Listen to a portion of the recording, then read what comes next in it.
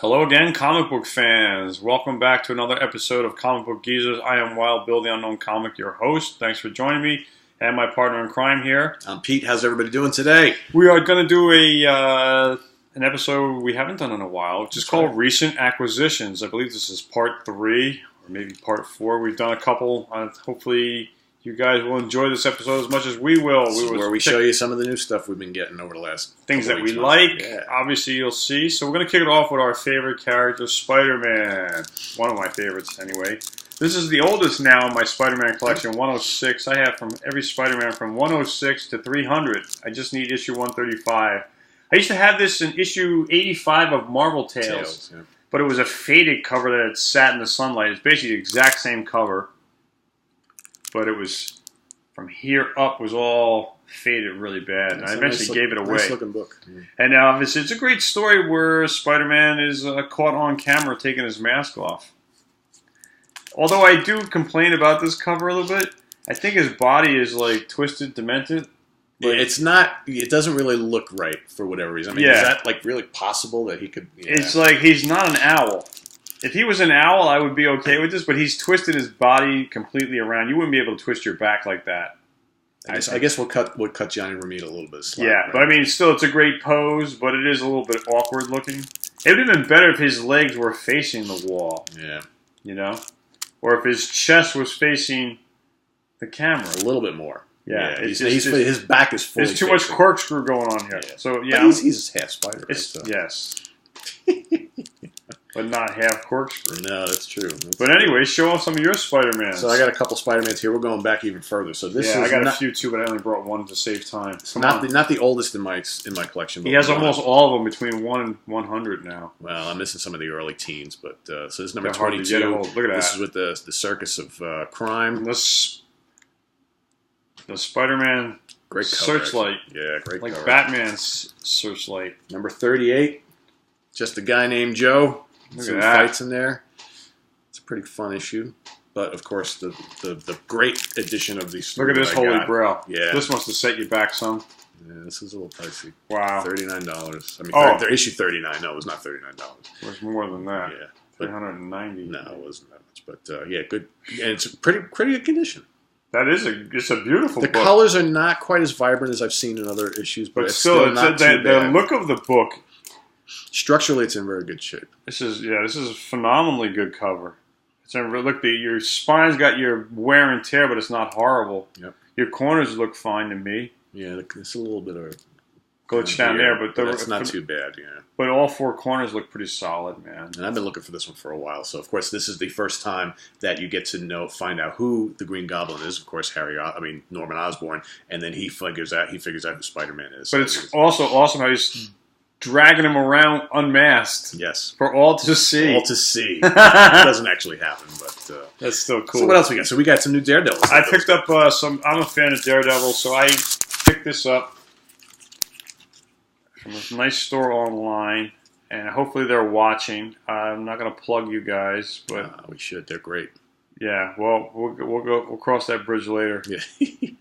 But in the meantime, I wrote them in my comments in recent orders and asked them to watch our show. So if they are watching, well, thank you guys. So Daredevil 87 with Electro, one of my favorite villains, who's also Big Spider-Man. Batman. He battles Spider-Man on many occasions. So when I saw them with Daredevil, I was like, I have to get these. Yes. Electro's not on the cover 88. That's why I skipped it.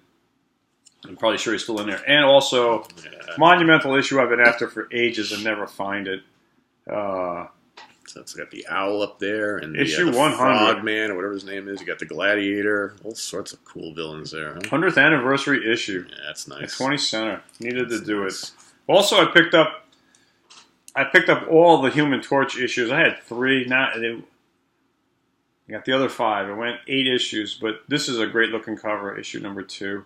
You said these are all reprints from the Strange Tales? Strange Tales. This is a reprint of Strange Tales issue 102. Gotcha. So these are all reprints from books from the early 60s, like mid-60s, 1966.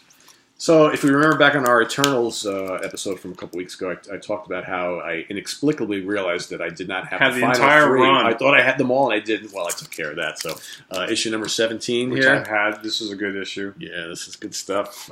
Issue number 18. See the sticker? That's the comic shop we buy from, guys. That's right. You know your label. Lone Star Comics. And then the final issue in the original Just run. plug them. Yeah, sorry. MyComicShop.com. They are good. They're awesome. They are amazing. Plus, I like how they package everything. It doesn't get rained on. The last 2 packages I came in pouring rain, and I work nights and don't get home till 1:45. So I leave a note for my mailman to bring the box inside, but they're packed in plastic not to get wet. New addition to my collection just today. Got this from Mr. Pete right here next door. So thank you very much, kind sir. He hooked me up. Good deal. What's also new to my collection, although he's got some Thors. Let's show. Yeah, let's do. I've a bunch of Thors. You know me. I've been doing the Thor thing for a number of months, so I actually got some really good. This is the first appearance of Hercules. This is King Size Annual #1. Very cool story. Of course, it's Jack Kirbyville. Then I also picked up #2, which is a new storyline where he fights the Destroyer. That's really cool. Also pretty damn cool. It's got some reprinted stories in there as well. Another battle with Hercules, King Size #5. And what was that last one? King Size what? #2. #2? Yeah. Some of the ones I haven't gotten because they don't have the original stories and they're just reprints. I kind of like, eh. Here's one where he teams up with the Guardians of the Galaxy. That's a nice cover. Against Korvac and his minions. This one I have not read yet. This is King Size '7. This is the beginning of a long story arc that What's took that place. top there? That's 76. Yep, 78. That's 78. 1978. 78. So this reintroduced the Eternals and the Celestials into the Thor universe, and this King Size issue started a run that I believe went from issue 283 in the regular Thor comic book to 301. That was all about the Asgardians and Thor mingling with the Eternals and the Celestials. It's a big, long story arc. I haven't read any of them yet, but I did pick them up. Let's see. Some more Thor stuff. Oh, you did those. Okay, Thor. Keep going. #98. First appearance of the Human Cobra. Look at that. Pretty damn cool. Here we got #105. The first team up of the Cobra and Mr. Hyde. Pretty notable, and he would fight those guys all the time. Here we got Look issue at the covers on these, man. 108. Look at that. That one, Loki. That's just awesome, that cover. Yeah, this Look at is that. in great shape. That's amazing. That is really cool. That's good artwork on Loki right there. Yeah, that is. Is that Doctor Strange? It is. Is it? Yeah. I can't. I was just messing around. It is. It's very early Doctor Strange, right? Yeah. All neat and trim. He must have an interview. So this one's not in the greatest shape, but I mean, this one's going for a lot of money. I didn't want to spend a ton of money. So this is the first battle between Thor Again, and with the Magneto. idiots that write on the cover. Yeah, Instead of use a piece of paper, I'll just write on blemish this cover. But you got some of the other. You see Quicksilver and Scarlet Witch there. Here we have once again Thor with his beloved battling the Cobra and Mr. Hyde. Wow. This is what, #110. And then probably the Grail that I picked up recently that just had to have, #112. Oh, look at that. Yeah. So this comes right after the one I just gave Bill. This is the first battle between Thor and the Hulk. And look at who drew the Hulk. Yeah, Mr. Kirby. Wow. Yeah. Here's the first battle between Thor and the Destroyer. Another one I've been searching for a while. What number is that? 120? 118. 118. 118, and then the part 2 of that, 119. This is amazing. You can't beat these. Man, you've really gone off the deep end with your Thor collection. You have like everything below 100 now. Just about. Well, close to it. I think everything between 100 and 300, I'm pretty close.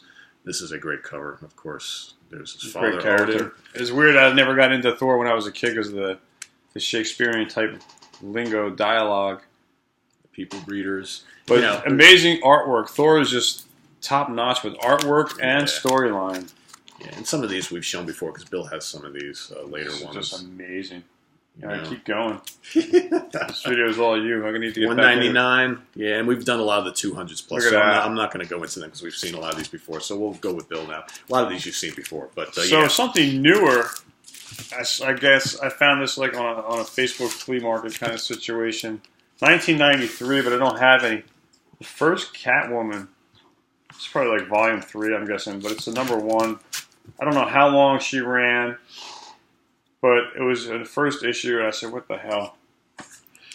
Shown this off recently in our Warlock episode, but I'll show it again. The Infinity War, issue number 1. This is from 1993, I believe. I think that's a lot of cool characters. There's like Gamora on there. And I had to get this because of the movie. Yeah.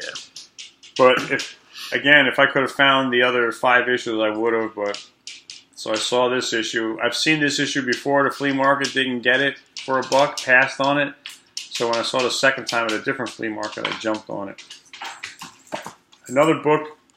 This is probably from like 1993 or later.